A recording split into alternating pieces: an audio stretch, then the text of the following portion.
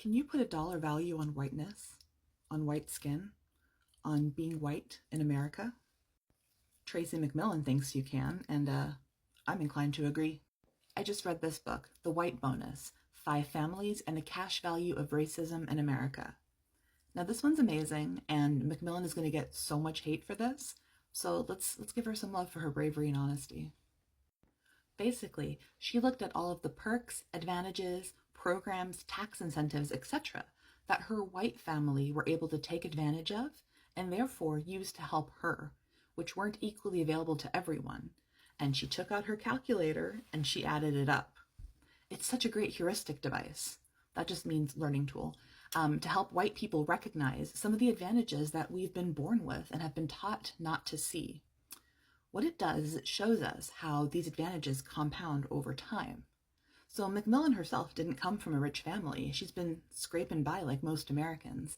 But despite this, the financial advantages she has experienced because of her race are so numerous that she wrote a whole book about it. Her grandparents were the beneficiaries of dozens of federal programs that largely excluded Black people, and that allowed them to build wealth that they could pass on to the next generation. So let's go one step further here. If one group of people, say billionaires, gets a tax break, where does that come from? Right? That comes from us. We have to pay higher taxes to subsidize that. Well, that's how it works with race too.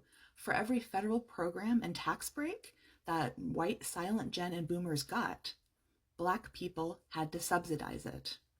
That is how you legally rob from one group to give to another. Over time, that can lead to hundreds of thousands of dollars, which explains the wealth gap between Blacks and whites in this country.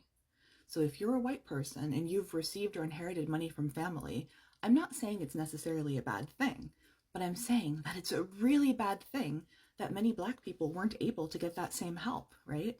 So I bet we all know someone who needs to read this book. If you've got a person in mind, this is your cue to go buy it.